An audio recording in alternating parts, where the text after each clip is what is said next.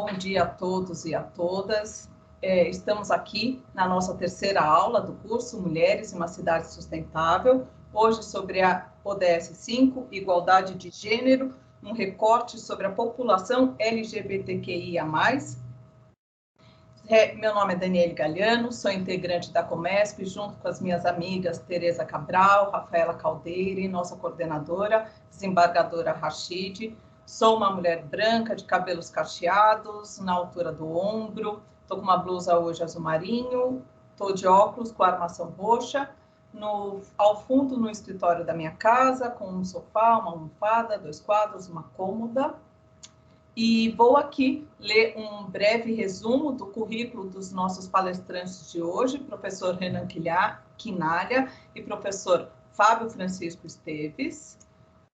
O professor Fábio Francisco Esteves é juiz de Direito, graduado em Direito pela Universidade Estadual de Mato Grosso do Sul, mestre em Direito pela Universidade de Brasília, doutorando em Direito pela Universidade de São Paulo, USP, especializando em Direito Constitucional pela ABDC-Const, juiz de Direito do Tribunal de Justiça do Distrito Federal e Territórios, atualmente exercendo o cargo de juiz instrutor do gabinete do ministro Edson Fachin, no Supremo Tribunal Federal, professor de Direito Constitucional e de Direito Administrativo da Escola da Magistratura do Distrito Federal, vice-presidente licenciado da Associação dos Magistrados Brasileiros, cofundador do Encontro Nacional de Juízes e Juízas Negros, ENAJUN, e do Fórum Nacional de Juízas e Juízes contra o Racismo e Todas as Formas de Discriminação, o FONAJUD, co-criador do projeto Falando Direito para Educação e Cidadania,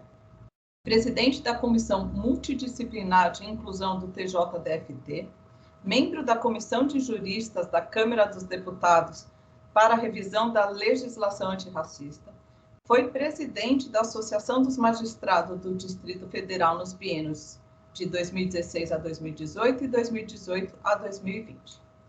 O nosso outro palestrante, professor Renan Honório Quinalha, é professor de Direito da Escola Paulista de Política, Economia e Negócios da Universidade Federal de São Paulo, Unifesp, coordenador adjunto do Núcleo Trans Unifesp, membro do Conselho de Orientação Cultural do Memorial da Resistência de São Paulo, do Conselho do Centro de Antropologia e Arqueologia Forense e do Conselho Consultivo da Ouvidoria Geral da Defensoria Pública do Estado de São Paulo, advogado inscrito na OAB-SP, membro da Comissão de Direitos Humanos e da Comissão da Diversidade Sexual da OAB-SP, presidente do Conselho de Administração do Núcleo de Preservação da Memória Política, publicou o livro Justiça de Transição, Contornos do Conceito, pela Expressão Popular em 2013, e está lançando em 2021 o livro Contra a Moral e os Bons Costumes, LGBTs na Ditadura Brasileira,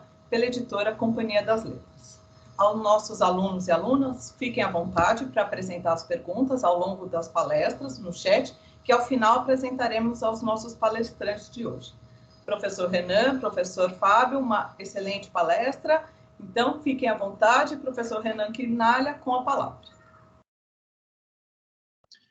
Bom dia a todas, a todos, a todes que estão nos acompanhando. Queria, em primeiro lugar, cumprimentar em nome da Daniele e da Tereza, que me fez o convite, saudando a iniciativa, né, desse ciclo de formação com temáticas tão relevantes.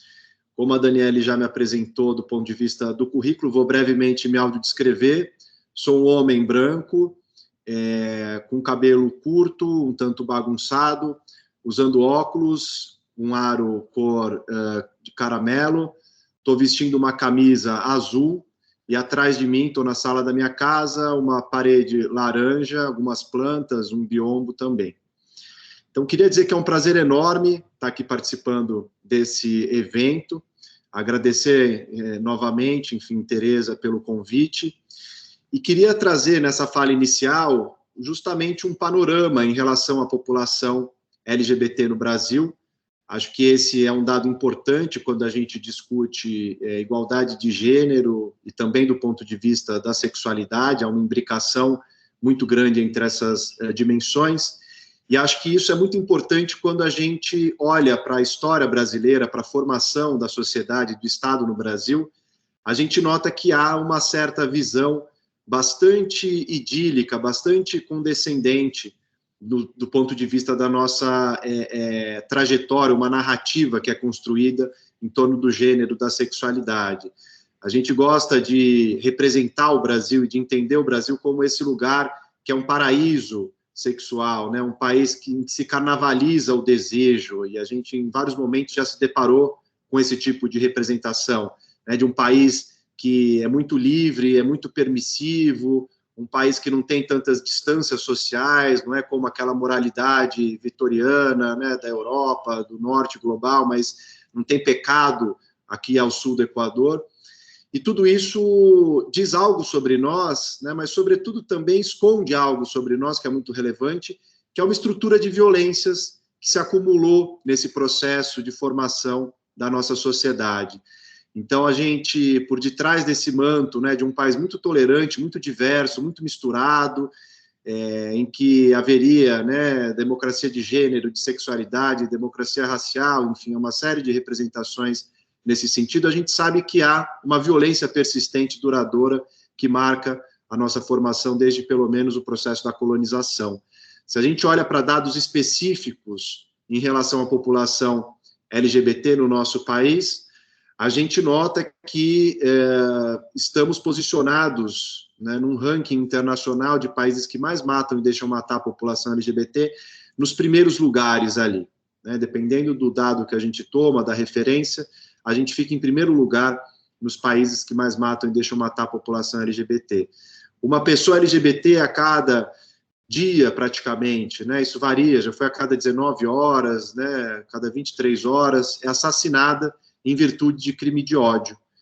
E a gente sequer tem dados oficiais, eu acho que esse é um primeiro desafio importante, né? A gente não tem estatística produzida, né, como diz o nome, estatística, aí é um dado produzido pelo Estado para orientar política pública, para informar políticas públicas que sejam capazes de prevenir, de enfrentar a violência, para a gente saber o perfil das pessoas que sofrem violências, para a gente saber o perfil de agressores, como essa violência se distribui num território como o brasileiro, que é um território continental, como ocorre, né, enfim. Então, a gente tem pouquíssimos dados relativos a essa população LGBT ainda, infelizmente, né? No censo isso não aparece, que é a principal pesquisa que nós temos de amostra de domicílio. A gente não tem também pesquisas de abrangência nacional que nos permitam construir essas políticas públicas. Tudo que a gente tem são monitoramentos, compilações que são feitos pela própria sociedade civil organizada, pelo próprio movimento LGBT organizado, e que indicam esse grau de violência. E essa violência, é importante dizer, ela é algo que não é excepcional, que não é um desvio, que não é uma exceção. Essa violência, ela de fato é constitutiva do que é a ordem de gênero, de sexualidade do nosso país. E para aprofundar isso, eu queria brevemente passar por algumas características do que me parece que é essa ordem sexual e de gênero. Em primeiro lugar, ela é marcada por um binarismo, né, uma divisão da espécie humana entre homens e mulheres, né, e uma divisão essa que nos atravessa, né, nos interpela mesmo antes da gente se constituir enquanto sujeitos, né, estar no mundo mesmo. A primeira pergunta que se faz para uma mulher gestante, em geral, é justamente, né, o sexo da criança, masculino ou feminino. Isso não só, né, por uma questão, uma preocupação sobre qual enxoval vai se dar, né, a cor do enxoval, o brinquedo, mas porque há uma série de expectativas e papéis sociais que se projetam sobre as pessoas a partir desse marcador social do sexo e do gênero. Então, isso exclui, por exemplo, pessoas intersexo, que é um debate muito importante que tem acontecido no campo médico, no campo jurídico, em relação a pessoas intersexo, que são pessoas que estima-se, aí, segundo dados do OMS, que quase 2% da população mundial são de pessoas intersexo, pessoas que têm sinais cromossômicos, anatômicos, genitais, de ambos os sexos, ou seja, que não se posicionam de maneira apartada, né, nesse binarismo entre masculino e feminino, e que acabam sofrendo uma série de violências, como mutilação genital precoce, para o enquadramento acontecer, né, e que é uma discussão que tem começado agora também a frequentar decisões judiciais, enfim, debates no campo do direito. Mas esse binarismo, ele organiza, então, duas posições, e que são duas posições que não são equivalentes, elas não são equilibradas, pelo contrário, são posições organizadas de uma maneira assimétrica, de uma maneira hierárquica.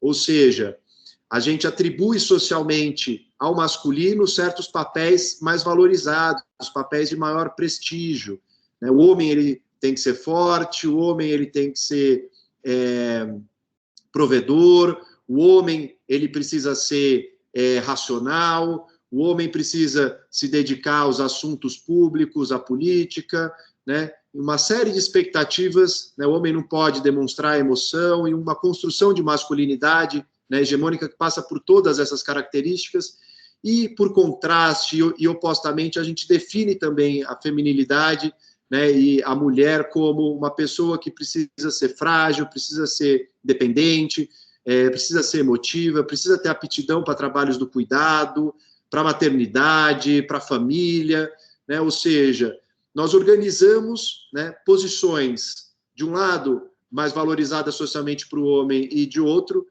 atividades que são menos valorizadas socialmente para as mulheres. Isso é o que várias autoras feministas vão chamar, né, de patriarcado, ou mesmo de viriarcado, que é esse poder da virilidade, ou esse culto da virilidade, ou o que Pierre Bourdieu chama de uma dominação masculina. Há vários nomes para isso, mas eles apontam para essa desigualdade de gênero como algo muito marcante na nossa sociedade, né? E digo nas nossas sociedades ocidentais aqui, que tem uma série de semelhanças advindas do processo de colonização. Além disso, essa organização binária e hierárquica entre masculino e feminino também funda algo que é chamado por diversos autores como heteronormatividade ou evidência heteronormativa. O que significa isso, né? Se nós atribuímos papéis para o masculino que faltam no feminino e que são complementares ao que há no universo feminino e vice-versa, é evidente que a gente justifica e naturaliza um único tipo de união, que é a união conjugal afetiva sexual entre um homem e uma mulher, né? Tanto que uma pessoa, né, perguntando aqui para quem está nos acompanhando, se alguma pessoa, sendo heterossexual, sendo cisgênera, ou seja, uma pessoa não trans, né, que se identifica com o sexo que foi atribuído no nascimento, do ponto de vista do seu gênero, se uma pessoa, sendo heterossexual e cisgênera, em algum momento teve que chegar em casa, né, num almoço de domingo com a família, falar pai, mãe, irmãos, né, parentes de modo geral, eu preciso dizer uma coisa importante, eu vivi, eu experimentei, e me angustiei, e eu preciso me assumir heterossexual e cisgênero. Não existe, né? Por quê? Porque a gente naturaliza essa dimensão da heterossexualidade, o que a filósofa Judith Butler chama de uma heterossexualidade compulsória, né? Justamente porque há esse teatro de complementares entre o masculino e o feminino. Então, é importante chamar atenção para a maneira como essa organização do gênero binário, ela também funda essa heterossexualidade compulsória. Essa filósofa, Judith Butler, ela ainda vai também desenvolver a ideia, né, que é uma outra característica desse sistema sexo-gênero, que é o que ela chama de uma ordem compulsória, de uma matriz de inteligibilidade, de sexo, de gênero e de desejo, né, como uma organização entre essas três dimensões que organizam a nossa experiência do ponto de vista do sexo e do gênero. Ou seja, há uma presença, de um lado, né, do sexo, que é atribuído no nascimento, como masculino, como feminino. Há um tipo de representação e de papel social, que é o gênero, né, então é corresponder a certos papéis culturalmente delimitados, socialmente, historicamente construídos, e, ao mesmo tempo, o desejo tem que ser projetado para um único lado, uma única dimensão, né? Então, há o que ela chama de um alinhamento compulsório entre essas três dimensões, né? Então, se nasceu, foi assinalado como sexo masculino, precisa se comportar socialmente como um homem, reproduzir esse padrão de masculinidade hegemônica, precisa, ao mesmo tempo, desejar o campo oposto, que é o do feminino, e vice-versa. E qualquer posicionamento fora desse sistema, ele recebe uma resposta a partir da lógica da violência. Por isso que eu disse, né, logo no início, que a violência ela não é algo excepcional, mas ela é estruturante dessa ordem. A violência faz parte dessa organização a partir de uma diversidade imensa, de uma pluralidade de modos de ser, de identidades, de desejos, né? Preciso reduzir, encaixar dentro desse paradigma, que é um paradigma binário, heteronormativo, né, tão restrito do ponto de vista do gênero e da sexualidade. Então, se a gente reenquadra, a gente olha a violência nessa dimensão, a gente compreende que a violência está no curso normal mesmo de funcionamento das coisas, né? E que ela é um processo, evidentemente, que não é natural, ela é uma resposta socialmente, culturalmente organizada para essas diferenças, para essas diversidades.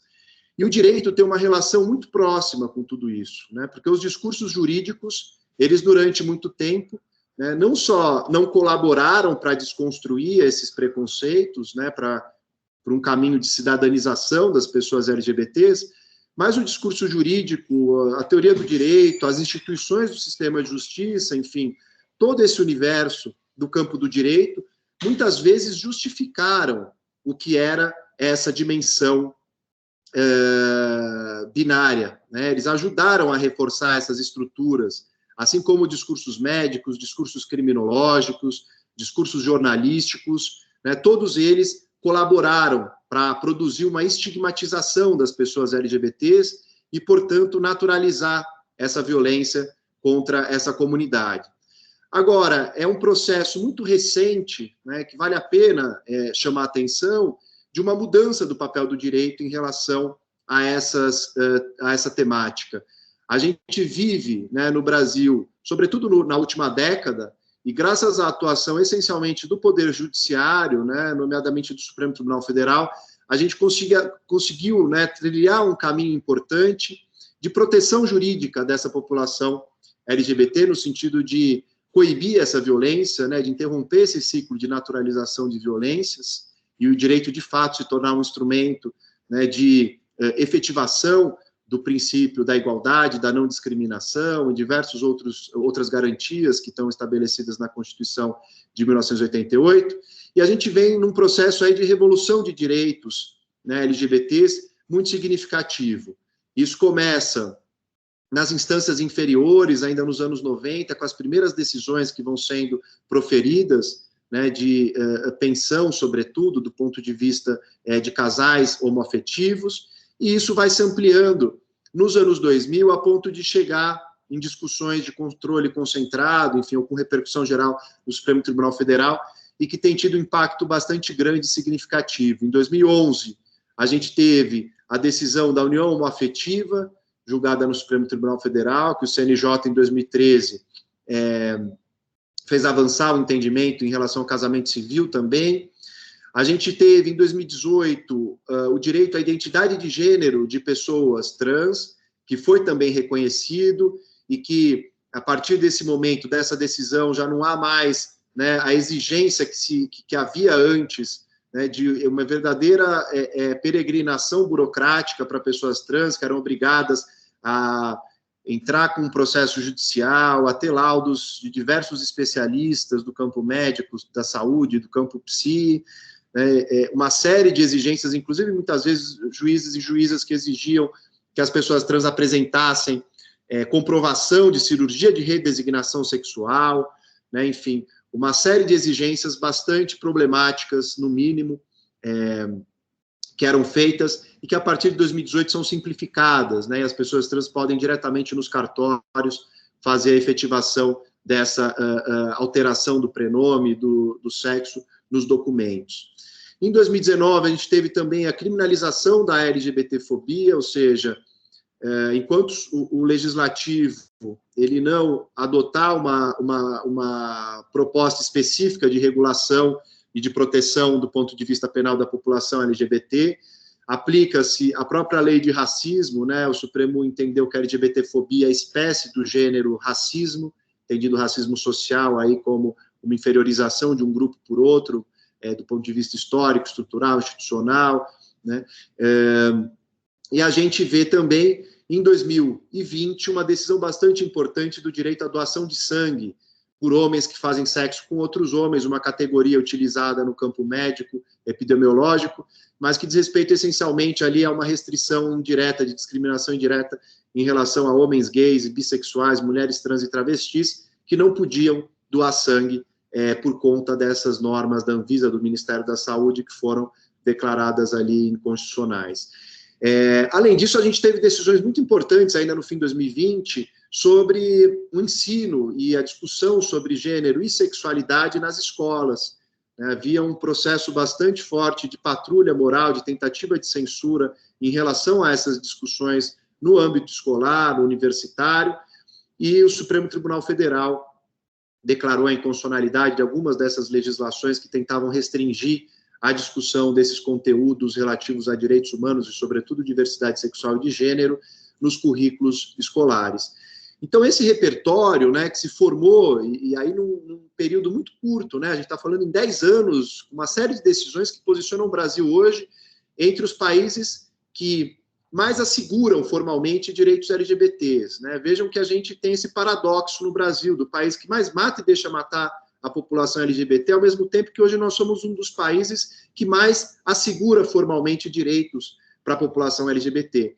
E é evidente que esse paradoxo, ele não se resolve facilmente, né? E esses direitos, eles não se efetivam automaticamente. A gente tem uma série de desafios e questões para pensar nesse próximo período, de como efetivar, de como tornar esses direitos uma realidade concreta para as pessoas LGBTs.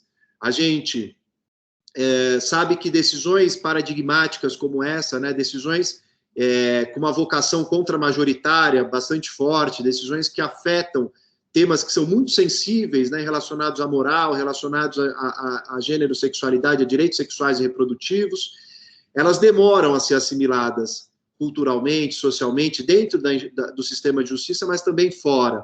Né? Então, a gente tem um desafio muito grande, me parece ainda, que é o desafio de como promover um processo, né, de educação pública mais massiva para que pessoas tenham acesso a esses direitos, que passa por um conhecimento, que passa por uma divulgação sobre o modo como esses direitos se exercem, o modo como as instituições podem ser procuradas, mobilizadas, e que passam também, sobretudo, para uma maneira de como as instituições elas vão receber, né, essas demandas. A gente tem uma dificuldade muito grande, né, em relação ao modo como há o acolhimento dessa população LGBT nas delegacias de polícia, do ponto de vista das próprias polícias militares, no atendimento a chamados, né, a gente tem dificuldades de como esses casos são encaminhados do ponto de vista da atuação das defensorias públicas, do Ministério Público, né, das respostas do Poder Judiciário. A gente tem ainda uma série de dificuldades que me parecem demandar um tipo de qualificação, né, de educação, tanto mais amplamente na sociedade, né, mas dentro desse sistema também de capacitação de agentes públicos para conseguir dar conta, né, dessas demandas. A gente tem esse desafio, me parece que é um dos maiores hoje, né, de tradução desses direitos, de garantias formais, né, para a realidade concreta, e que passam por uma série de camadas, né, e discussões que são também interseccionais, de como lidar, né, em relação, por exemplo, à população trans que, em geral, sofre um tipo de exclusão que é muito mais sistemática, que é muito mais intensa, né, em relação a espaços escolares, ao espaço do mercado de trabalho, às próprias famílias, né, porque as pessoas trans elas não conseguem agenciar essa dimensão, né, de revelar a sexualidade ou não, o desejo de, em algum momento, esconder, em outro momento, revelar. É uma corporeidade que se coloca, né, da identidade de gênero. Então, há um processo de violência que é muito mais marcado, sobretudo em relação à população trans pobre, à população trans negra, né, vivendo fora de grandes centros urbanos. Então, tem uma dificuldade de como a gente também consegue ramificar isso para a realidade brasileira, uma realidade que é tão desigual, né, do ponto de vista do território nacional, e esse eu acho que me parece também ser um desafio. Acho que se nós conseguíssemos avançar nesse próximo período, né, que é um período também de muitos retrocessos no horizonte. A gente vive um momento que várias autoras, né, vão designar aí, e já desde os anos 90, elaborando essa ideia de um backlash, né, de um tipo de reação conservadora a conquistas que foram obtidas nesse período, em um curto espaço de tempo, né, que mudaram a gramática moral da sociedade brasileira, né, que mudaram o que é a definição de família, que mudaram a posição social, né, a hierarquia social, o lugar da mulher no mercado de trabalho, na vida conjugal, enfim, tudo isso provoca mudanças importantes que tocam relações de poder e que, portanto, também provocam aglutinação de setores conservadores que querem reagir a isso.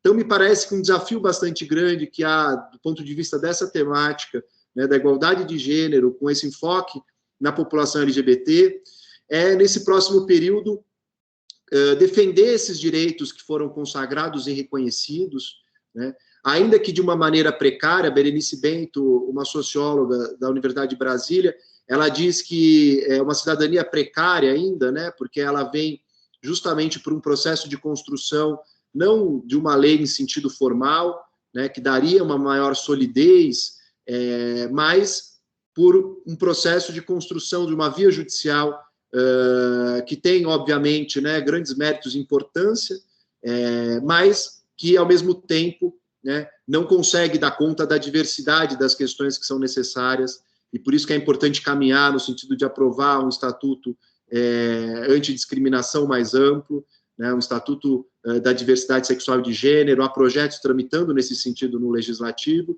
mas a gente tem um veto muito significativo, né, do ponto de vista de setores conservadores, de uma bancada fundamentalista religiosa, que impede o avanço dessa agenda no legislativo. Né? Então, isso é um desafio que se coloca, me parece, da proteção desses direitos que já foram oficialmente reconhecidos, e um desafio, né, que, se tratando de Brasil, é sempre algo bastante presente, que é ultrapassar o reconhecimento formal e conseguir, de fato, efetivar essas garantias. Né? Acho que essa é uma dificuldade que nós temos no horizonte, um desafio que está posto nesse próximo período, e que me parece que os caminhos, né, são justamente do ponto de vista da educação, da cultura, né, isso passa por diversas esferas, desde os currículos de formação do direito, mas também no ensino básico, fundamental, né, em que essas temáticas possam ser trabalhadas para que se consiga avançar. Do ponto de vista cultural, eu acho que há conquistas que são muito significativas nesses últimos anos. A gente vê uma produção muito grande do ponto de vista acadêmico em relação a essas temáticas, dentro e fora do direito, em várias áreas. A gente vê a produção audiovisual também crescendo de uma maneira muito expressiva, né, e tematizando questões de gênero, de sexualidade. A gente vê mudanças importantes, né, do ponto de vista de visibilidade, de reconhecimento, né, das paradas do orgulho LGBT, que são feitas em vários lugares do país, em capitais, outras cidades. Aqui em São Paulo tem uma dimensão, né, gigantesca, a maior manifestação de massa que se tem de rua, né, no Brasil, desde as diretas já, é a parada do orgulho LGBT. Então, a gente tem essa característica, né, de uma série de avanços importantes, e para caminhar aqui para a conclusão, para a gente poder passar a fala também do Fábio e depois a conversa em torno dos questionamentos de vocês, eu queria, justamente nessa fala, iniciar um pouco, mapear o que é, né, esse conjunto de paradoxos, de contradições que nos marcam, né, enquanto uma nação que tem avançado de uma maneira significativa, e graças à articulação, à luta, né, da comunidade LGBT, do movimento LGBT no Brasil, do movimento feminista, mas que, por outro lado, também vive momentos de ameaças de retrocessos, né, e uma violência persistente que ainda se faz bastante presente na vida da comunidade LGBT. Acho que esses são alguns dos desafios, né, desse panorama inicial que eu queria traçar para a nossa conversa, e aí eu paro por aqui para a gente poder seguir com a fala do Fábio, agradecendo de novo o convite. Professor Renan, somos nós quem agradecemos aqui da escola e da Comesp, né, para o senhor fazer esse recorte, né, da comunidade LGBTQIA+, aqui dentro da ODS 5, né, e aproveito para partilhar aqui muito rapidamente, né, essa fala, né, o senhor fez esse percurso histórico com relação a essa evolução, pelo menos do aspecto formal, com relação à conquista de direitos e normativas, né, da população LGBT, mas é exatamente isso que o senhor falou. Esse mês eu fiz a reunião de rede, em novembro, aqui, eu sou juíza da vara do Butantã, né, de violência doméstica, e a demanda da rede foi exatamente como acolher e cuidar da comunidade LGBTQIA+. E chamamos o doutor Fernando, que atua na comitê da OAB Diversidade, da região da Lapa, né, que falou muito da questão da população intersexo, e a delegada do DECRAD. E foi muito interessante perceber como, dentro da própria comunidade jurídica, professor Renan, muitas pessoas não conheciam tanto o atendimento especializado da polícia, como o funcionamento da Casa Chama, né? E o doutor Fernando fez um passeio para a gente, como essas entidades assistenciais e que cuidam dessa população foram atingidas de maneira assim, contundente no período da pandemia, né? Então, essa vulnerabilidade também da comunidade e dos serviços que cuidam dessa comunidade no período do Covid-19 foi assim, impressionante, muito ilustrador e enriquecedor para a rede da região onde eu atuo. Mas, fechando aqui esse parênteses, eu vou me apresentar para aqueles que ainda não me conhecem. Eu sou Rafaela Gonçalves, juíza do TJ, atuo na vara de violência doméstica do Butantã, integro a coordenadoria também com as minhas colegas Tereza, Daniela e a nossa desembargadora Rachid, falo aqui da minha residência, estou usando aqui um fundo falso da biblioteca do TJ, sou uma mulher lida como branca, tenho os cabelos castanhos escuros, os olhos castanhos escuros, tenho o cabelo preso, hoje estou usando uma camisa branca e também uma blusa de frio listrada em tonalidades distintas de azul.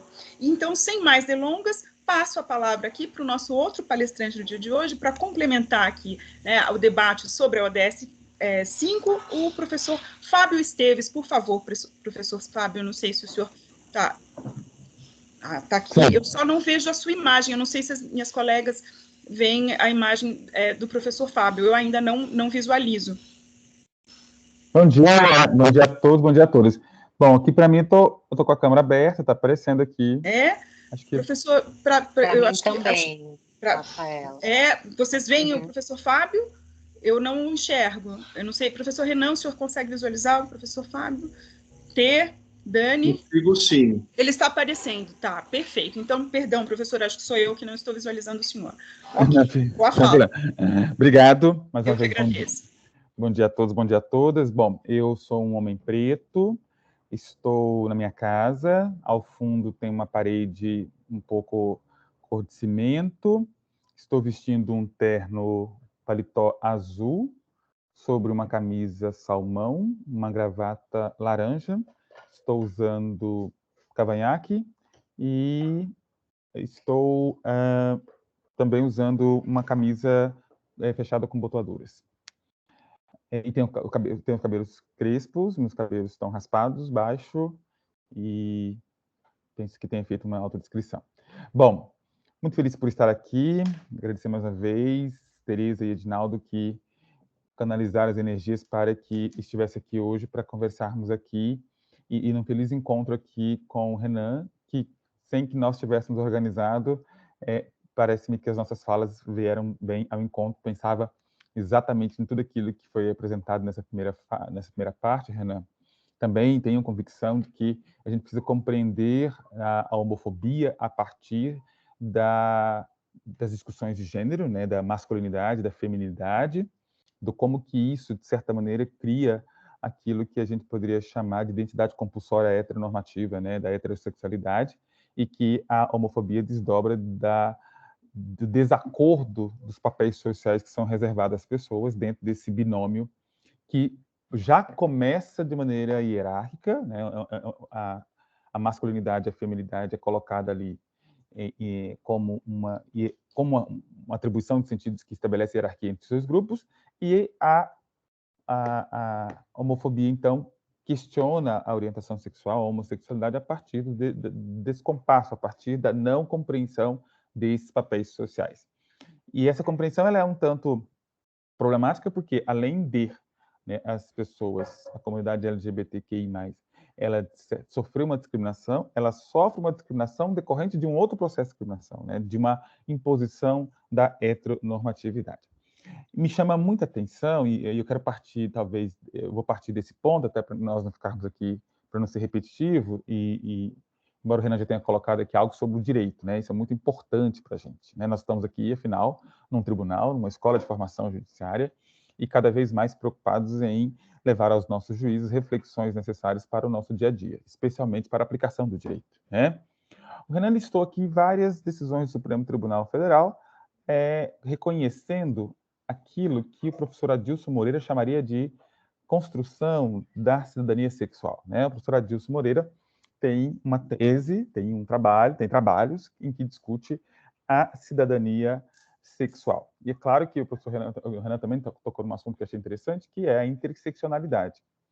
E aí o professor Adilson, em um outro texto, escreve sobre cidadania racial, e dentro desses dois textos existe uma interseccionalidade aí com relação à cidadania sexual racial a partir da Constituição e do constitucionalismo brasileiro, que tem buscado, então, entender que a cidadania não é só uma dimensão político-jurídica, mas é uma dimensão de participação, não é só uma dimensão de participação política, mas é uma dimensão de realização da autonomia, é uma realização que envolve também a construção, o respeito pelas identidades das pessoas, e por isso, então, dentro do princípio da igualdade, nós precisamos ler a cidadania sexual.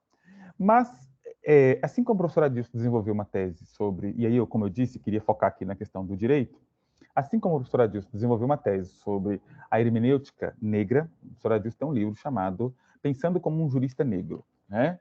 E aí eu perguntaria aqui para nós refletirmos se nós hoje pensamos como juristas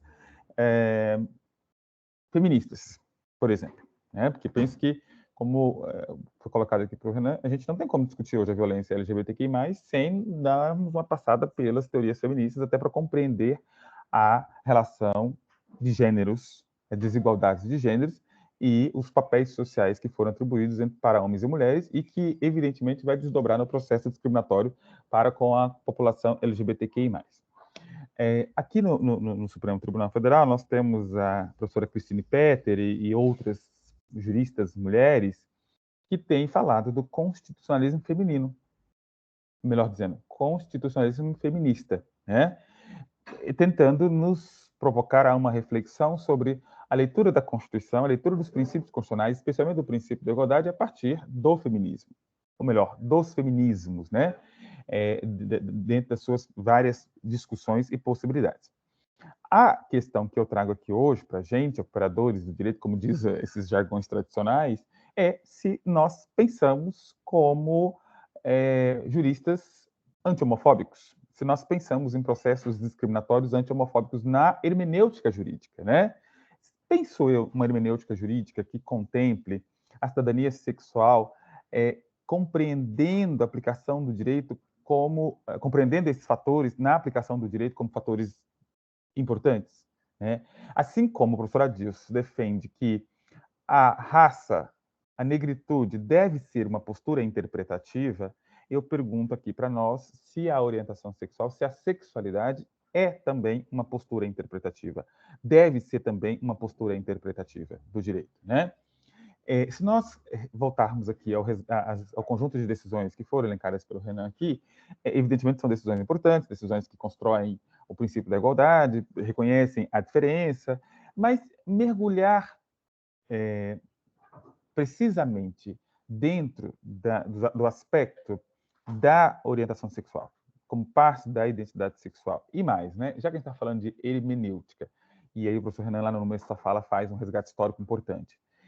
O quanto que nós hoje, enquanto aplicadores do direito, enquanto hermeneutas, compreendemos a homofobia como um processo estrutural social. Como que a gente compreende a homofobia, ou melhor dizer, a homofobia, atravessando a formação das relações sociais brasileiras e definindo não só papéis sexuais, não definindo não só papéis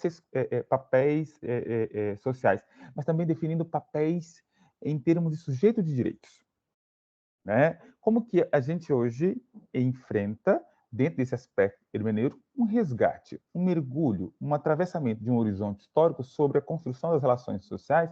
Eu costumo muito fazer essa reflexão, e farei hoje à tarde de novo, quando a gente fala das questões raciais no Brasil.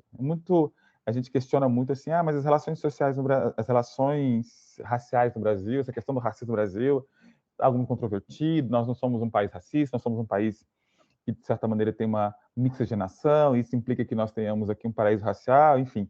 Aquilo que também poderíamos chamar de humanismo racial, né? Que a gente sabe que existem as desigualdades, mas a gente, dentro daquela cordialidade antiga que a gente tem, a gente procura minimizar os problemas com relação a isso e ignora isso no aspecto jurídico, especialmente adotando uma postura universalista do direito, né? O primeiro grande problema da nossa hermenêutica aqui para a compreensão da sexualidade como uma postura interpretativa é partir de qual ponto, aliás, identificar qual ponto de partida nós temos enquanto intérpretes, enquanto hermeneutas. Penso que isso é uma questão muito importante. Como os nossos juristas, qual é a postura que os nossos juristas brasileiros hoje adotam? Que nós, juízes, adotamos também. Que postura hermenêutica nós adotamos? Dentro do Estado liberal, moderno liberal, a gente vai, dentro do direito, construir uma postura hermenêutica, uma postura interpretativa que levava em consideração a universalidade. Tanto que é dali que a gente vai pensar na igualdade formal. Todos são iguais perante a lei. E mais ainda, nós vamos, dentro dessa universalidade, ainda cunhar alguns preceitos no sentido da neutralidade e da imparcialidade do juiz, né? Então, esta imparcialidade, por exemplo, nós vamos observar que quando nós demandamos o Poder Judiciário para as ações afirmativas no campo racial, a gente vai dizer, não, nós não podemos colocar a raça como um fator interpretativo, porque isso vai causar desagregação, segregação, e, afinal, nós todos somos iguais, porque todos são iguais perante a lei. E aí nós começamos lá a ter problemas com essas questões. Porque o nosso jurista, ele pensa como quem, né? E aí a gente fala assim, não, mas é possível falar em universalidade? Eu acho que um problema que nós precisamos discutir nos próximos anos dentro da academia, como nós discutimos no passado sobre modernidade, é o conceito de universalidade. Neutralidade e imparcialidade. Conceitos que me preocupam muito, especialmente para uma sociedade ultra complexa, né? Porque não existe universalidade. Não existe esta neutralidade e a imparcialidade. Quando a gente vai estudar a especificação do sujeito de direitos, isso para nós é muito problemático. Por quê? Porque essa postura neoliberal, ela especifica um único sujeito de direito. E quem é esse sujeito de direito que é especificado dentro da postura que até hoje muito sustentada, muito incorporada pelo positivismo jurídico do século XX, eu creio que ainda muito no século XXI, talvez de maneira muito mais perversa, né? Cada vez mais solipsista, etc. Penso que essa postura interpretativa que se adota ao longo dessa nossa história constitucional moderna é a postura interpretativa que leva em consideração, dentro do critério de universalidade, neutralidade e imparcialidade, o homem branco europeu, hétero, casado, católico. Então, a reflexão que eu faço é quanto que nós, juristas, juízes, advogados, comunidade jurídica, ainda não estamos atrelados dentro de um critério de universalidade, atrelada, né, referenciada, porque dentro dos estudos da hermenêutica a gente sabe que é importante citar isso aqui, né, porque às vezes as pessoas podem achar que a gente está falando da hermenêutica como um processo interpretativo ainda positivista, exegético, o processo transcendental, né? Não.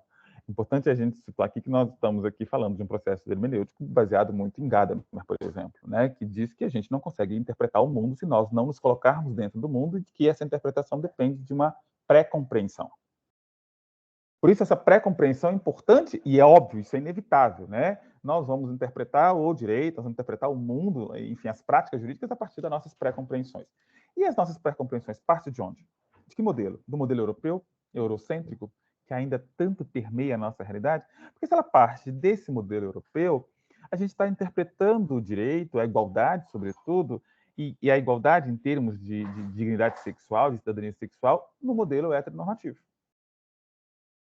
E aí, talvez nós tenhamos muito que comemorar pelo histórico de decisões judiciais que o Renan trouxe aqui, mas ainda há muito o que fazer ainda.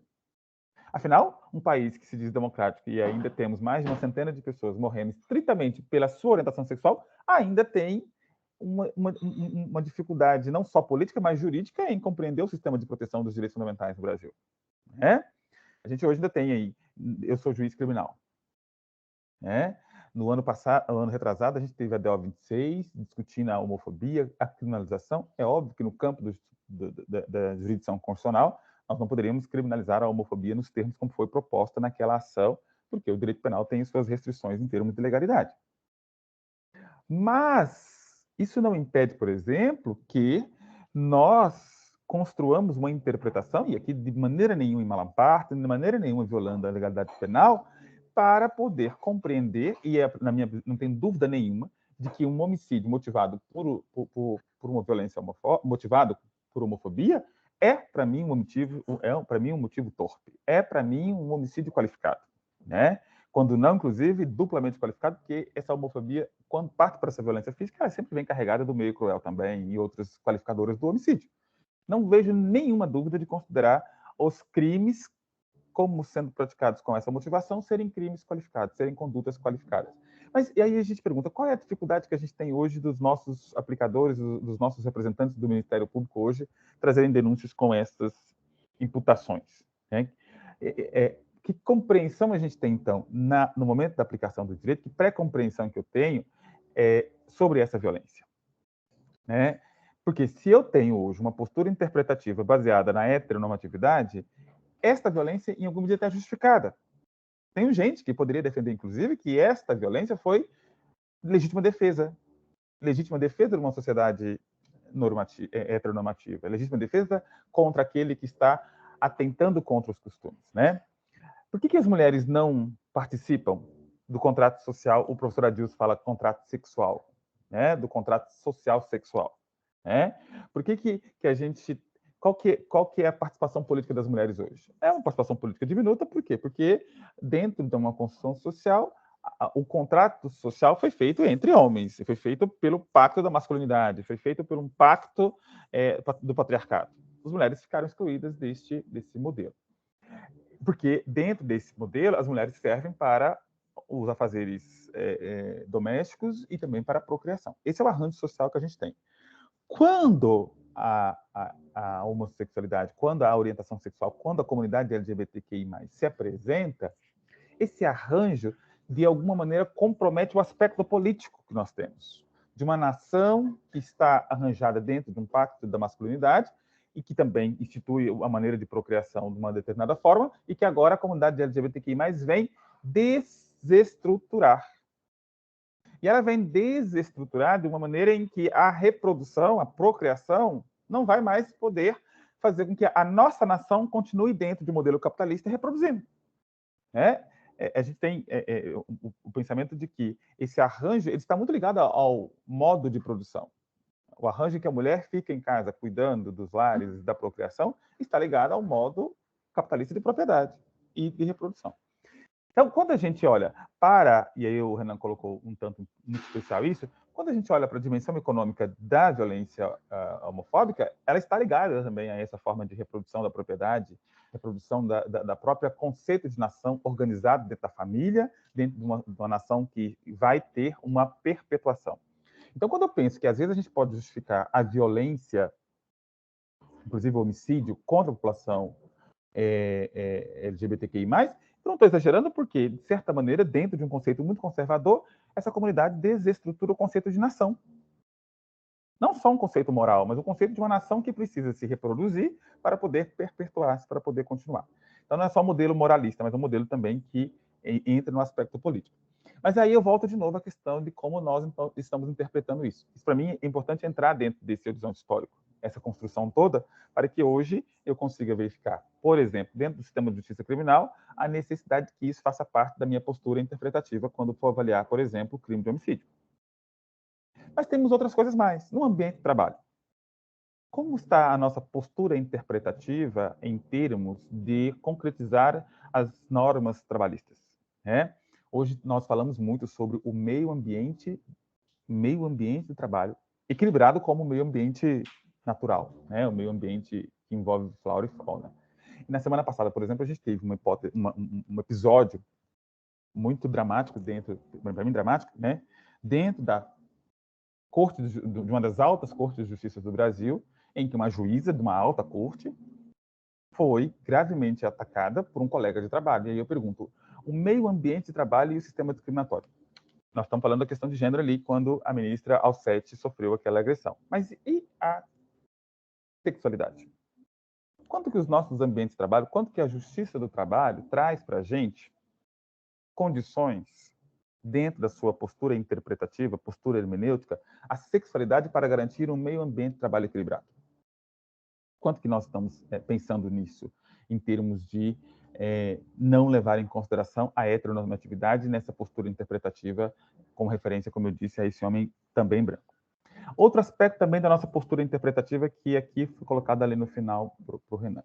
Quanto de que as interseccionalidades ingressam no nosso processo de concretização das normas, dentro dos horizontes históricos que a gente viu, em que as violências, as discriminações que se abatem sobre uma pessoa LGBTQI+, tem uma outra sobreposição, tem outras sobreposições, quando, por exemplo, nós estamos ali falando de raça, etarismo, o que é hoje, por exemplo, uma pessoa LGBTQI+, negra e idosa, e pobre. Né? Essa interseccionalidade atravessa as nossas posturas interpretativas, né? Atravessa o nosso processo de interpretação. A gente pensar, por exemplo, nós temos aí 4 tipos de violências sobrepostas. Ainda que nós cuidemos, por exemplo, do aspecto racial nesse processo, que a gente produz a redução das desigualdades raciais, é evidente que essa pessoa continua ainda no mar de discriminações ainda muito poderosa, porque estamos ainda diante da discriminação etária, diante da discriminação sexual e da discriminação classista. Esse direito, que até muito pouco tempo atrás interpretava de maneira pretensiosamente universal, e que de universal, como eu disse aqui, não tem nada, porque é impossível o intérprete não ter suas pré-compreensões, nesse processo de uma sociedade complexa, como nós estamos interpretando para gerar igualdade.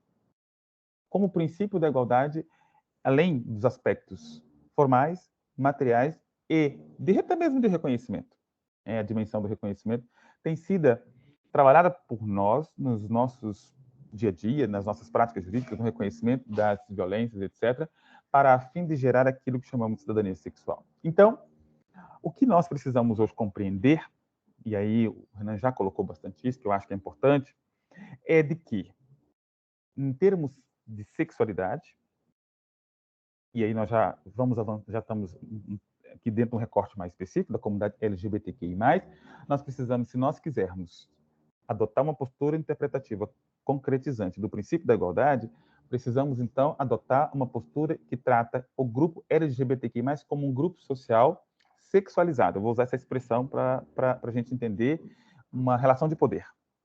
Sexualizado no sentido de que esse grupo é apartado de um outro grupo. Assim como nós racializamos grupos entre pessoas brancas e não brancas, entre pessoas negras, pardas, etc., também sexualizamos os grupos. Né? E é importante, já que a gente também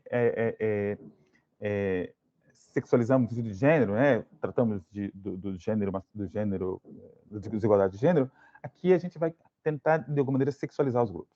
De um lado, um grupo que tem a heteronormatividade como a sua marca, seu traço identitário, e o outro grupo que tem a homossexualidade, LGBTQI+. E aí, para a gente pensar em igualdade entre esses dois grupos, eu preciso pensar na igualdade relacional. Eu não posso pensar em construir uma igualdade aqui em termos individuais.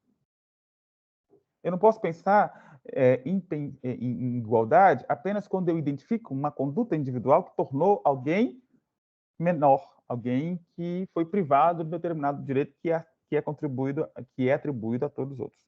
Pensar a igualdade nessa perspectiva é pensar de maneira muito reduzida e, evidente, não alcançar os objetivos da ODS 5 aplicado à comunidade LGBTQI+, especialmente em que nós vamos reconhecer aí a redução das hierarquias entre esses grupos. Então, pensar a igualdade relacional entre esses dois grupos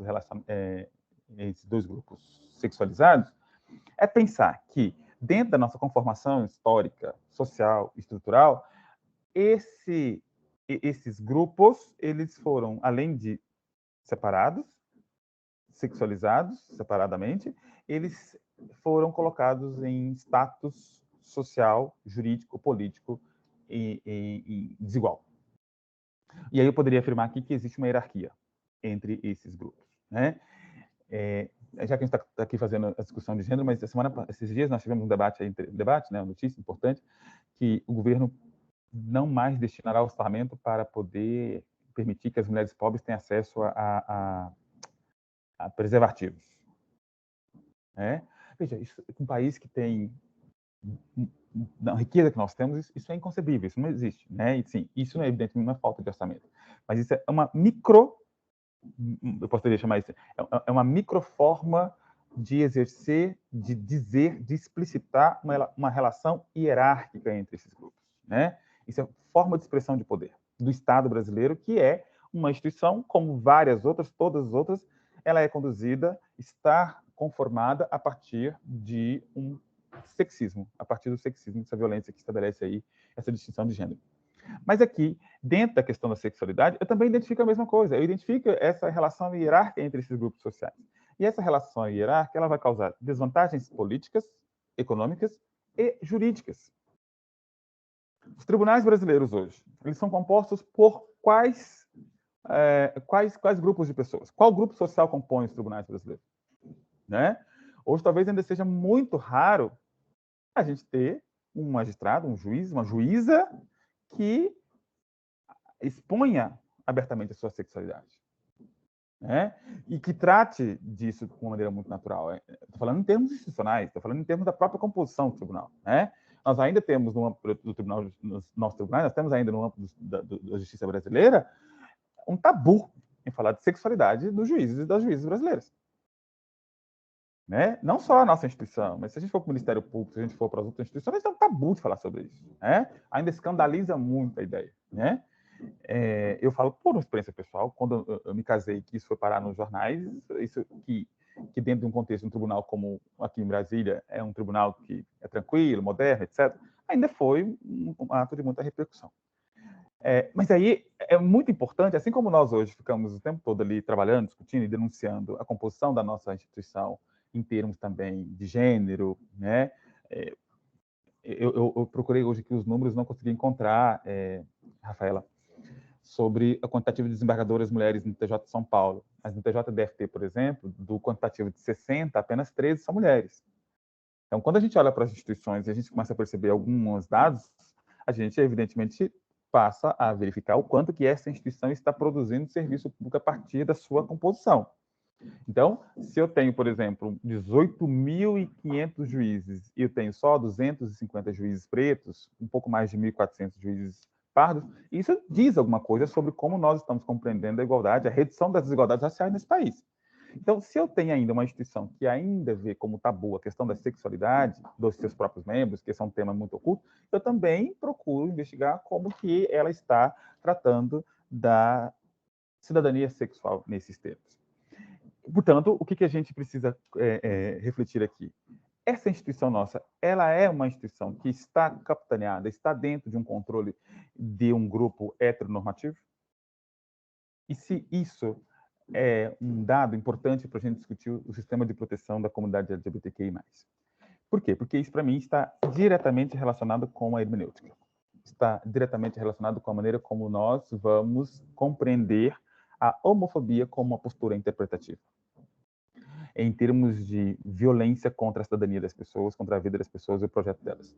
Então, para a gente passar para as perguntas, o que eu deixaria aqui de reflexão, e que eu acho que é urgente, é a aplicação do direito especificamente, a maneira que nós estamos interpretando, compreendendo, a maneira de como nós estamos absorvendo o horizonte histórico que revela uma formação social estruturada na heteronormatividade, que exclui outras identidades sexuais, né? Especialmente a comunidade LGBTQI+.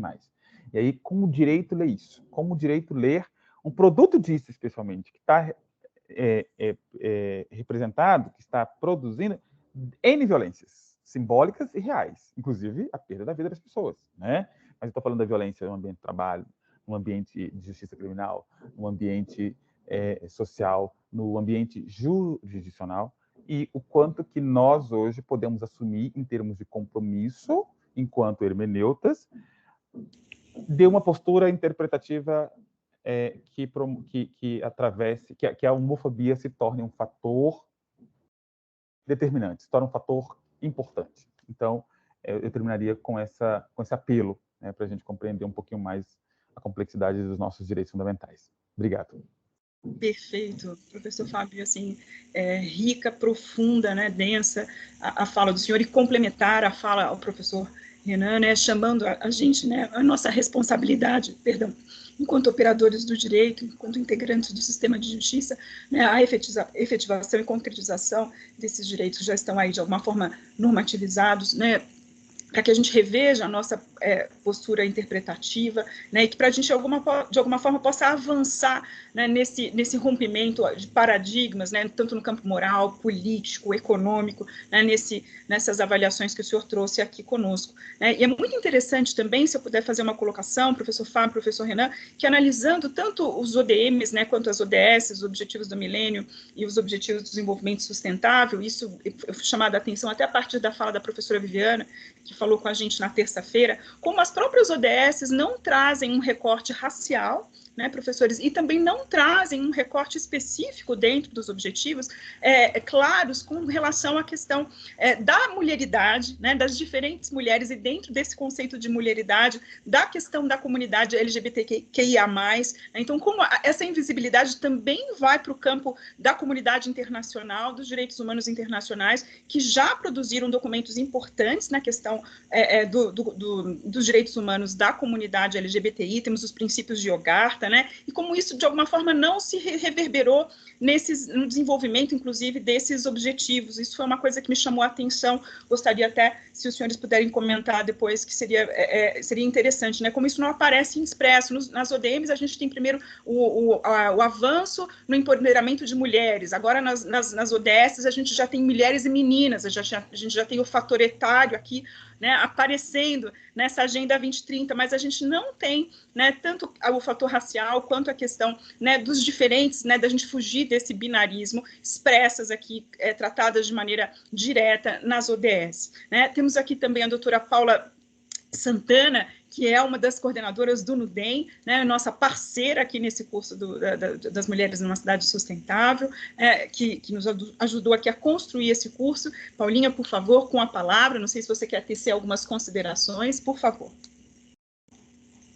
Então, bom dia a todas, a todos e todes. Então, eu sou Paula, eu sou uma mulher branca, tenho cabelos lisos e escuros, ao meu fundo eu estou com uma parede branca e com um quadro também colorido, e estou com uma blusa preta. Acho que, primeiro, eu gostaria muito de agradecer, né, a fala dos professores Renan e Fábio. Acho que foram falas muito complementares, né? Vocês mesmos falaram que não combinaram, mas foi excelente, porque Renan traz exatamente essa construção do direito, né? Um direito que inicialmente, assim, né, eu atuo pelo direito das mulheres, né? Muito repressor, muito violador, e quando esse direito, né, ele passa para essa mudança de ser um instrumento, né, exatamente modificador desse status social construído, né, a partir da heteronormatividade, o quanto ele tem aí para somar, mas também, né, o professor Fábio nos instiga e nos provoca de que não é suficiente, né, a gente olha hoje, né, para a composição dos sistemas de justiça, né, o quanto ainda mantemos, né, o mesmo padrão de julgadores, de defensores e de promotores, que são os que fazem o direito, né, então também a gente pensar como avançar, acho que é um debate extremamente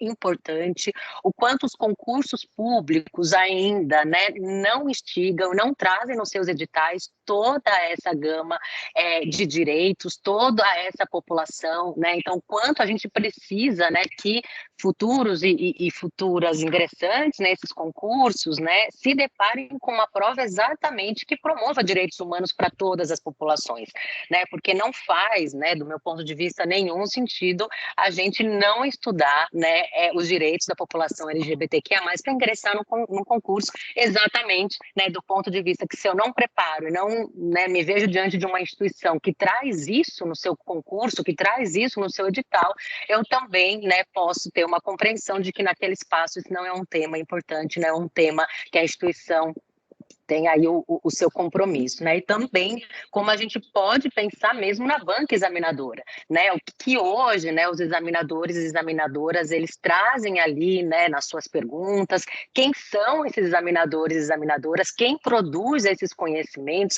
Então, também é um ponto que eu gostaria de trazer para vocês, para ouvi-los, né, sobre esse ponto importante, né, já que o concurso público ele é marcado por esse ingresso, né, por essas etapas aí, né, para a gente pensar o quanto ele pode também ser uma ferramenta em um momento extremamente transformador. E acho também, né, queria ouvi-los, o professor Renan traz aí sobre, né, a importante decisão, né, do STF, trazendo a importância né, dizendo sim, nós vamos falar de gênero nas escolas, e agora a gente vê novamente esse movimento através, né, de projetos legislativos denominados linguagem neutra, né? Então, agora um novo movimento vedando aí que se utilize a linguagem neutra, e recentemente, nessa semana, a gente teve uma nova decisão no STF, né, dizendo, olha, né, pensando no que a gente tem na lei, né, de diretrizes, pensando na nossa Constituição Federal, né, a linguagem ela é um instrumento também que ela pode discriminar ou ela pode,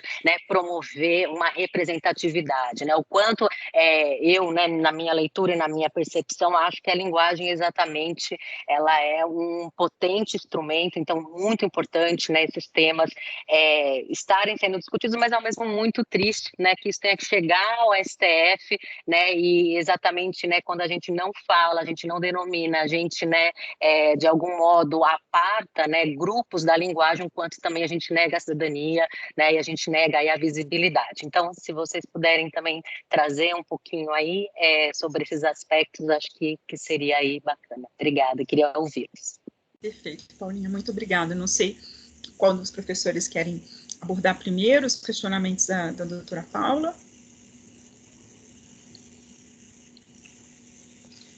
Só enquanto os professores decidem, só professor Fábio, só acrescentar a informação, o questionamento, a Tê fez a gentileza de me encaminhar aqui, até em referência a um artigo de uma colega nossa, a doutora Flávia Martins, que está no Supremo agora, com o ministro Barroso, assessora dele, ela escreveu um artigo nos justificando, falando dessa questão, né, racial e da equidade de gênero dentro dos tribunais, né, e ela menciona o seguinte, para dar essa informação para o senhor, dentre as 33 desembargadoras, professor Fábio, e das 19 juízas substitutas de segundo grau, nenhuma delas é uma mulher negra.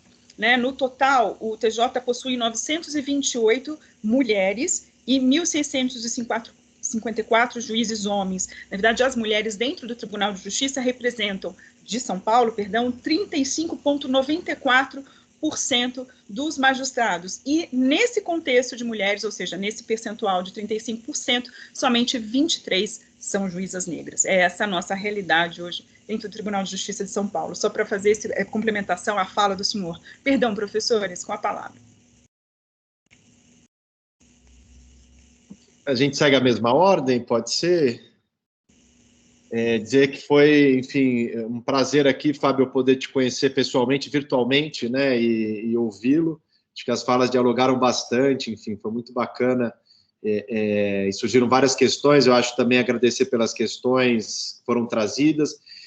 Vou pontuar, não especificamente, vou falar sobre todas elas em conjunto, e aí passo já a palavra para o Fábio, mas eu acho que, de fato, né, como foi notado pela Rafaela, a ODS 5 ela não traz um recorte específico, né, uma visão de gênero muito restrita ainda, né, diria que é uma visão ali meio anos 90, pré-teoria queer, né, de gênero, muito ligado a uma saúde sexual reprodutiva, né, falando um pouco de direitos sexuais, por exemplo, que seria a conexão, né, a trajetória que levou a essa discussão mais ampla da população LGBT. Então, eu acho que há uma precariedade de instrumentos internacionais de proteção a essa população, né, eu acho que isso se deve a uma configuração também mundial bastante complicada. A gente tem mais de 70 países no mundo ainda que criminalizam relações entre pessoas do mesmo sexo, né, com penas diversas, e acho que é um cenário que conta muito do ponto de vista dessa organização internacional e das possibilidades, né, de atuação nos órgãos multilaterais, ainda que nós tenhamos precedentes muito significativos, né, tanto do Sistema Universal de Proteção de Direitos Humanos e também de sistemas regionais. A gente já tem, decisões importantes, mas sempre com aquela perspectiva da dificuldade do enforcement também, né, de aquilo ser implementado, de conseguir pressionar efetivamente os países, os estados nacionais a avançarem com essas agendas. O próprio mencionado, né, princípios de Yogyakarta, eles trazem ali uma série de pressupostos, né, de linhas de atuação importantes, mas que tem uma capacidade, né, de implementação, de coerção ainda muito reduzida, né? Então, ainda que seja, né, citado em várias decisões do Supremo, né, relativas a direitos LGBTs, né, vai sendo assimilado do ponto de vista doutrinário, jurisprudencial, mas ainda de uma maneira um tanto precária. Então, acho que esse é um desafio, né, da gente avançar essas formulações num mundo que tem toda essa diversidade cultural, né, e também, ao mesmo tempo, enfim, países que criminalizam, né, e que não reconhecem esses direitos como direitos humanos. Então, acho que há uma dificuldade aí da gente caminhar nesse sentido, nesse cenário internacional. Acho que em relação às perguntas também que a Paula trouxe, eu acho, Paula, que, de fato, né, a gente tem essas... enfim, uma dificuldade de como implementar essas garantias, né, quando a gente ainda não consegue fazer um trabalho cultural na sociedade de reeducação. Então, a gente vê, né, essa portaria sobre questão de linguagem inclusiva, neutra, que é algo não só inconstitucional, né, ilegal, porque a lei não estabelecia isso, né, um tipo de extrapolação ali de poder regulamentar, mas eu acho que tudo isso, né, por mais que depois seja derrubado judicialmente, que a gente consiga demonstrar que é completamente descabido, eu acho que isso contamina muito o debate público, né, acho que isso dificulta, né, o avanço. Eu acho que de um momento em que a gente, né, vinha elaborando, aprofundando como avançar na proteção, como ter instrumentos mais eficazes, como ter políticas públicas mais... enfim, que fossem mais integrais, né, que dessem conta da vulnerabilidade dessa população, a gente, de repente, está discutindo temas como ideologia de gênero, como, né, uma questão linguística apartada, né, do debate real aí, que envolve que é a existência das pessoas, né, que é a representatividade. Então, eu acho que esse é um outro desafio que está posto, né, até porque há um desacordo sobre esses termos, né, e aí se fala gênero, já vem a coisa da ideologia de gênero, que é uma etiqueta, né, muito depreciativa, que foi construída como um espantalho moral desses segmentos. Então, eu acho, mais conservadores, então eu acho que a gente também tem uma dificuldade de como comunicar, né, de construir um tipo de linguagem que a gente consiga ampliar mais esses debates, né, poder construir uma hegemonia em relação a esses valores, porque tem essa ambiguidade, né, ao mesmo tempo pesquisas de opinião mostram, né, como Datafolha tem pesquisas nesse sentido, que a maior parte da população brasileira é a favor dos direitos LGBTs, é a favor do casamento entre pessoas do mesmo sexo, mas, ao mesmo tempo, esse discurso também da ideologia de gênero ainda mobiliza, né, essa reação conservadora, né, essa ofensiva antigênero. Então, eu acho que é uma disputa muito grande, né, eu acho que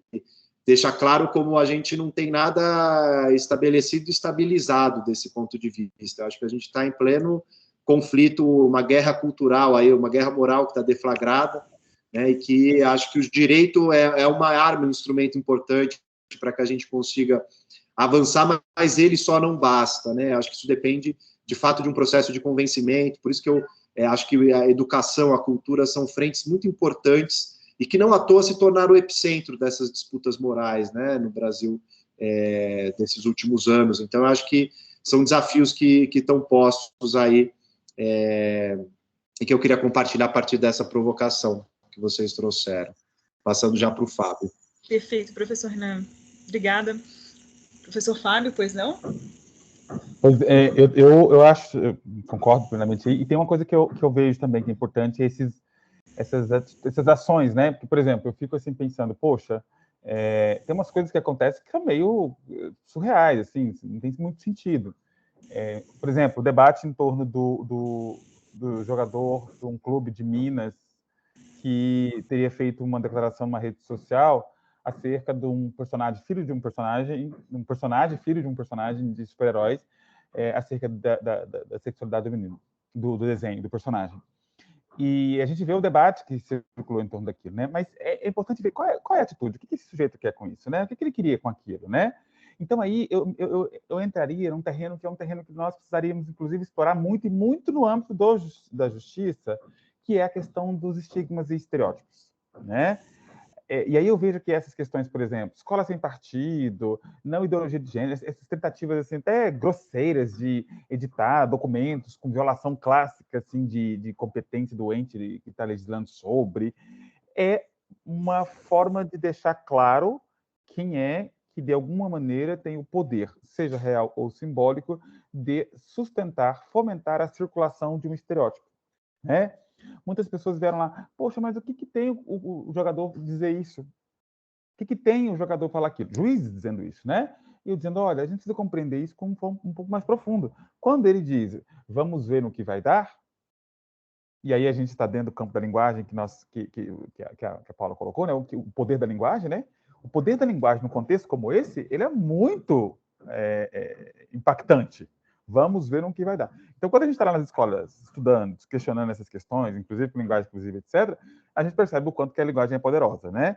Eu lembrar aqui de Fanon, quando escreve Pele Negra, as Massas Brancas, por exemplo, tanto que ele fala que a linguagem foi um instrumento de discriminação, de violência racial entre franceses e os martinicanos, como diz lá, né? Os argelinos. Por quê? Escuta, você não sabe, você não compreende o universal, de novo voltando ao universal, então você é menor do que ele, assim vai. Então a linguagem é algo muito poderoso, além do sentido constitutivo dela.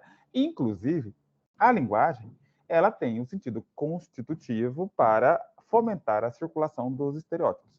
Então, essas atitudes políticas estranhas, desarrazoadas que eu vejo, elas, para mim, são marcadores. Ainda marcadores fortes, marcadores de dizer, olha, quem comanda as instituições é determinado grupo, e determinado grupo, além de comandar as instituições, ainda faz circular estereótipos e estigmas que condicionam essa relação hierárquica entre grupos.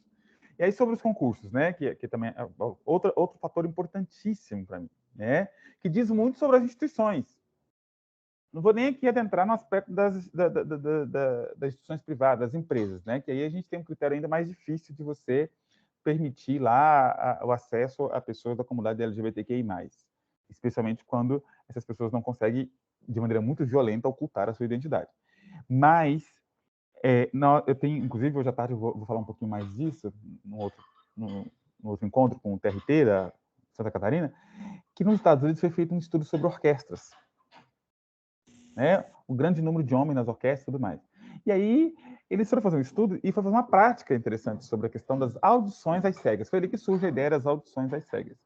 E eles foram tão cuidadosos com as audições às cegas que eles proibiam que os candidatos falassem, os candidatos só chegavam e tocavam o seu instrumento e não falavam. Eles colocaram até carpetes no piso do palco para que você não soubesse que quem estava pisando ali era homem ou mulher. E foi colocado um tanto de coisa para, de fato, fazer uma audição às cegas.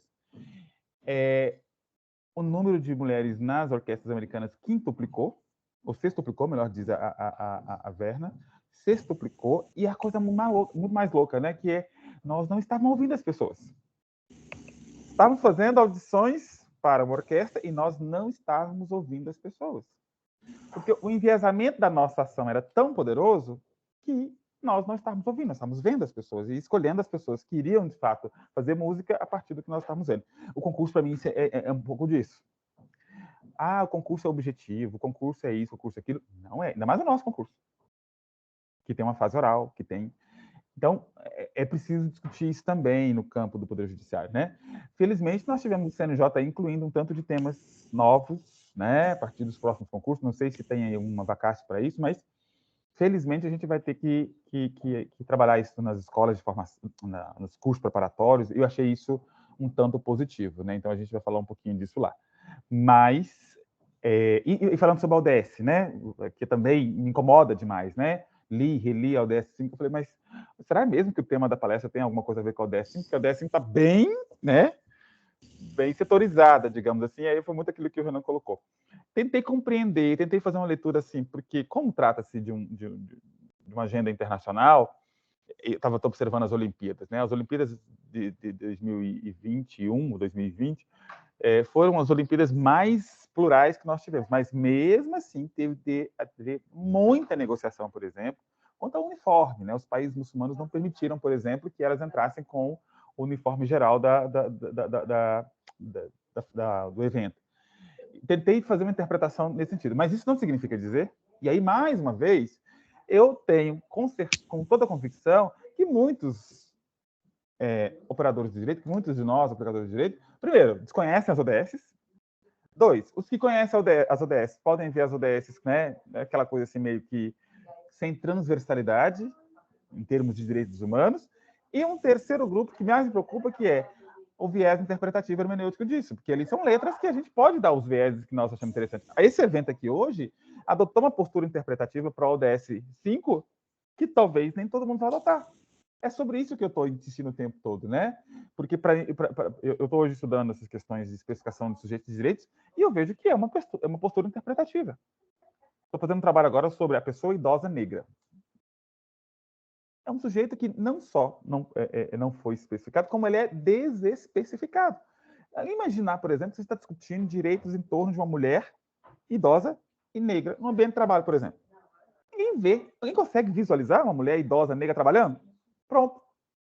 Já desespecifiquei por completo essa mulher, né? Mas isso é uma postura interpretativa. Estou falando de direito de trabalho, né? E aí, eu consigo ver, por exemplo, um transgênero no meu gabinete, né? Como meu diretor, como meu gabinete é parceiro, e meu diretor de secretaria? Aqui nós chamamos o nosso chefe de cartório como diretor de secretaria, né? Esse sujeito tem direito a acessar esse cara? Imagina ele secretário do tribunal, secretário de informática do tribunal, assessor de comunicação do tribunal. Eu sou presidente da comissão do tribunal aqui. Eu tenho olhado muito o meu tribunal, que é um tribunal de médio porte, né? Eu tô falando, cara, cadê essas pessoas?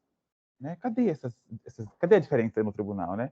Então a gente tem olhado para essa questão de olhar o direito, especificar o sujeito dentro do direito, e aí a gente se deparar com a diferença. Quanto de capacidade nós estamos fazendo isso? E aí essas questões, seja da ODS, veja que da ODS ao concurso público a gente tem tudo isso que a gente colocou aqui, né? Em termos de o próprio concurso, a própria ODS, tudo é uma forma de nós compreendermos e concretizarmos o direito. Com certeza, professor Fábio. Hoje a gente está fazendo esse exercício e saímos aqui, né, com essa postura interpretativa, se Deus quiser, um pouco mais incorporados. Vou fazer só aqui a leitura do elogio do Edson, do nosso aluno Edson Serginho Otto, dizendo temática extremamente oportuna e propositiva, gratidão, somos nós quem agradecemos, Edson, e a pergunta da Helena para os professores, que é a pergunta que está aqui no nosso chat, da nossa aluna Maria Helena Pompeu, ela coloca o seguinte: o elemento aglutinador dentro do nosso desafio de conscientização sobre a identidade compulsória heteronormativa e as discriminações não seria o conceito de cidadania, professores? Não sei qual dos senhores querem começar respondendo aqui o questionamento, para a gente depois encerrar. Posso responder, professor? Acho que eu que falei cidadania, né? Assim, desculpa, como é o nome da aluna, Rafa? Da Maria Helena, Fábio. Maria Helena, eu não gosto muito da palavra aglutinador, né? Se a gente olhar as teorias feministas, por exemplo, elas tiveram grandes problemas quando a gente achava que falar de feminismo era falar de igualdade entre homens e mulheres. Aí a gente vê lá com o feminismo negro, por exemplo, de Lélia Gonzalez, Patrícia, ela vai dizer, não, você não pode homogeneizar o debate feminista, porque uma luta feminista de uma mulher negra é totalmente diferente de uma luta feminista de uma mulher não negra, né? Então, aglutinar as questões em torno da heteronormatividade para efeito de você produzir cidadania sexual, reconhecer, por exemplo, e aí o Renan até falou isso, né? É o universo. Tanto que nós temos aí LGBTQI+. E são problemas muito distintos uns dos outros, né? A gente, dentro da comunidade LGBTQI+, promove processo de exclusões. Se a gente pegar, por exemplo, o processo de classe dentro da comunidade LGBT, é um problema discriminatório. O problema racial dentro, interno da comunidade LGBT também é a mesma coisa. Então, a aglutinação em torno, pelo menos assim, talvez eu não tenha compreendido adequadamente a pergunta, mas aglutinar a identidade, né, fazer uma aglutinação de identidades, para a gente ter uma forma de enfrentamento, essa palavrinha também é meio feia, mas de enfrentamento contra a homofobia e contra a estrutura heteronormativa que foi colocada, a meu ver, não é interessante. Por quê? Porque esses, né, dentro da comunidade existem necessidades muito distintas. E aí eu né, mais uma vez, friso aqui para a gente refletir um pouquinho sobre o próprio feminismo, sobre os feminismos. Então, eu acho que aqui vale também a mesma reflexão. Perfeito, professor Fábio. Não sei se o professor Renan quer fazer algum adendo ou se está mais que satisfeito com a resposta do professor Fábio. Por favor, professor.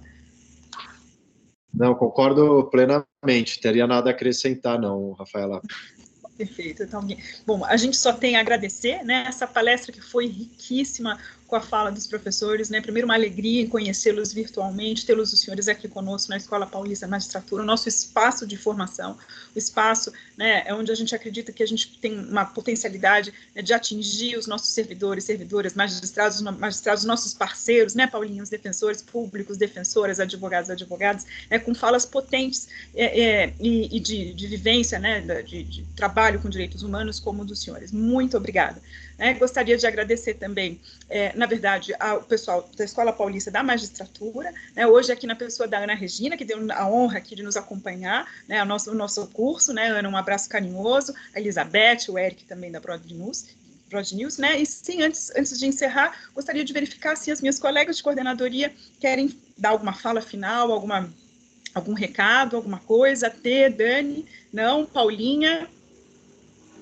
Não? Professores, não sei se os senhores querem ter alguma fala final, enfim, fiquem à vontade. Só agradecer pela oportunidade, né?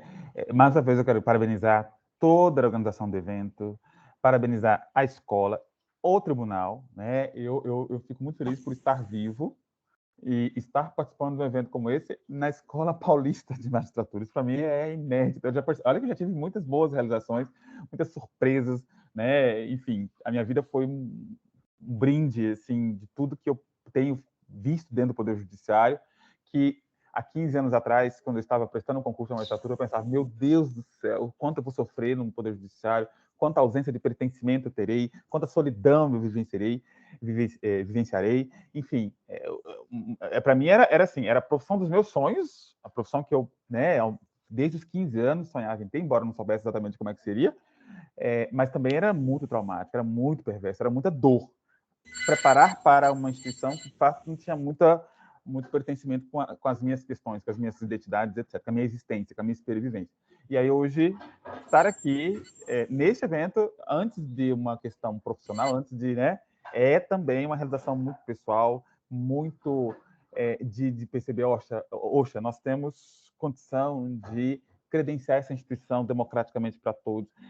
Aqui não é sobre a escola está cumprindo um papel institucional, aqui não é sobre direito, aqui não é sobre interpretação, aqui é sobre alguém que já apanhou muito, deu a vida pela liberdade que a comunidade LGBT tem e que olha para a gente hoje e fala assim, puxa, eles estão falando sobre meus direitos, eles estão falando sobre a possibilidade de eu existir de uma maneira um pouco mais digna. Isso já é um ganho extraordinário, por isso muito mais do que parabéns a todos e todas os envolvidos, à escola e ao Tribunal de Justiça de São Paulo. Muito obrigada, professora. O senhor nos emociona, né? E a gente está aqui, esse é só o primeiro passo, se Deus quiser aqui. Pois não, professor Renan? Também queria agradecer demais, enfim, por essa troca, dizer que foi um prazer enorme estar aqui hoje com vocês, poder ouvir o Fábio e dialogar sobre essas questões todas, e saudar a iniciativa, parabenizar, porque realmente me parece que é a maneira que a gente vai conseguir, né, mudar a cultura das instituições, que a gente vai conseguir chegar nas pessoas, informar as pessoas. Eu acho que é a maneira mais efetiva da gente combater discriminação, preconceito e avançar nessa agenda. Então, obrigado e até uma próxima. Não tenho a menor dúvida, professor Renan, e aqui já, então, deixando os nossos recados com relação ao nosso curso, estaremos aqui de volta na semana que vem, no dia 23, para falarmos, então, nessa data, sobre a ODS 8, Emprego Digno e Crescimento Econômico, aí com as palestrantes Patrícia Vilela Marino e Ana Fontes, com a mediação também da nossa parceira, a querida doutora Maria Silvia Aparecida de Oliveira. No mais, eu desejo um ótimo dia de trabalho a todos os nossos alunos e alunas, a todos os nossos palestrantes aqui dessa mesa virtual maravilhosa, e estaremos aqui engajados na próxima semana para dar continuidade a essa terceira edição do Mulheres em uma Cidade Sustentável. Muito obrigada e um ótimo dia. Até mais.